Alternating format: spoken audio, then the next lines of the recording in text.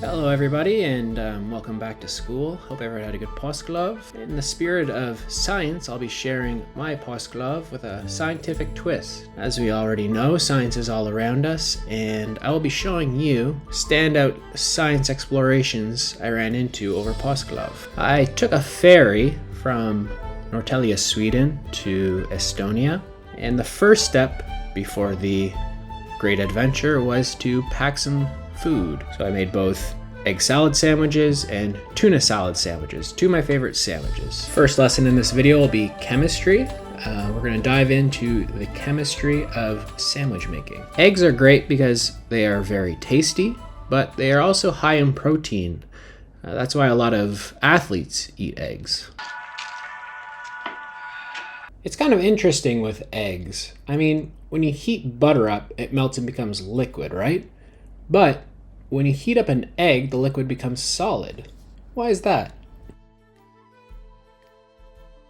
When you boil an egg, the heat causes the proteins inside to unfold and stick together, turning the egg from runny to solid. But here's a question. Do you think boiling the egg makes it higher in protein or lower in protein? I'll give you 20 seconds to answer.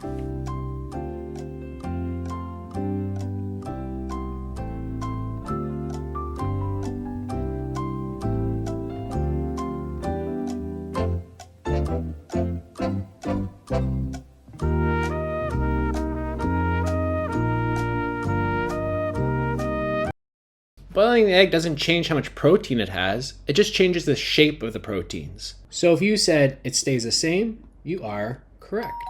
But your body can actually digest it more easily once it's cooked. Cooking makes the protein more available to your body. Now that my egg salad was ready to go, I needed to get some bread. I was able to get some fresh bread at Roselag's Bakery, not too far from where we are, right beside Willie's. However, I ran into a bit of an issue. The egg salad kept falling through the bread because there's so many holes in the bread. Look at that. Can anybody tell me why you think there might be so many holes in the bread?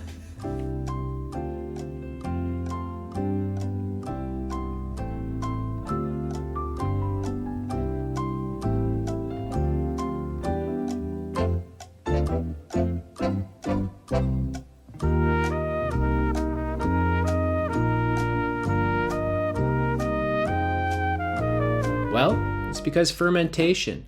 Tiny living things called yeast eat the sugar in the dough, and that creates a chemical reaction that makes gas.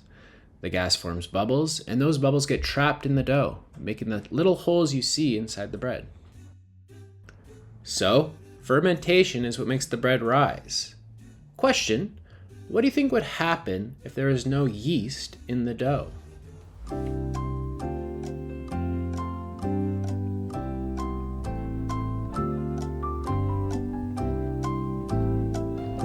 If you said the bread wouldn't rise, you are correct. Without yeast, there would be no bubbles, so the bread wouldn't rise. Fun fact, many Christian religions actually use bread to celebrate during Easter because rising bread is a symbol of new life and resurrection. Just like the dough rises and changes, Easter celebrates new beginnings. Sklov. It is now time for lesson 2. Right now we're going to go into physics. I took the boat from Norrtälje to Estonia, and I want you to help me figure something out. If the boat traveled 150 kilometers and it took 5 hours to get there, how fast was the boat going?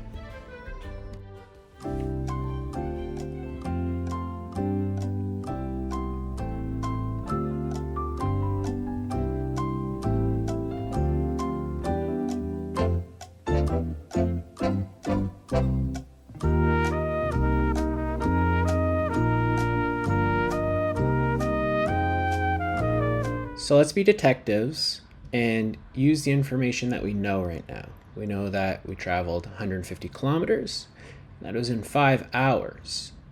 So we use the formula, speed equals distance over time, which means that speed equals 150 kilometers divided by 5 hours, which means that the speed the ferry was traveling was 30 kilometers an hour. So if you said 30 kilometers an hour, you are correct. We got to Estonia safe and sound. Just 2 days in the capital city, Tallinn. Then after that, we ventured out for a little bit of glamping, which is glamorous camping.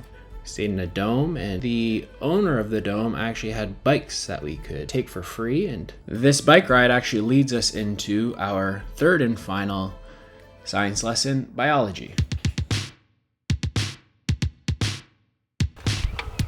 We're going to a beach.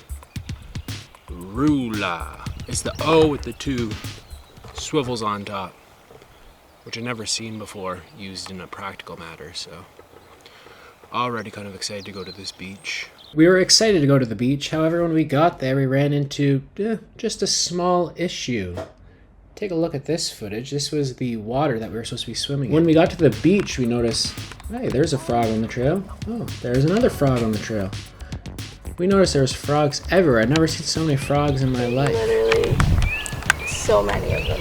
Kind of looked like we were walking in a WWF wrestling match or something like that.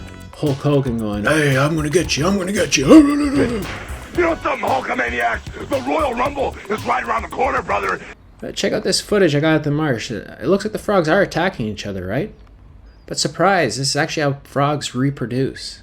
Unlike humans, frogs reproduce externally. The male frog holds on to the female frog and fertilizes the egg outside her body, usually in the water. So, why do you think frogs lay their eggs in water instead of land?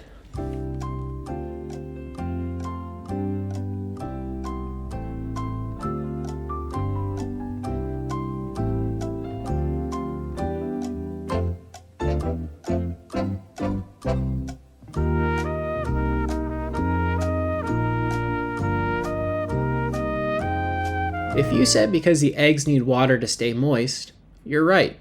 Frog eggs can dry out on land, so they lay them in water where tadpoles can grow safely.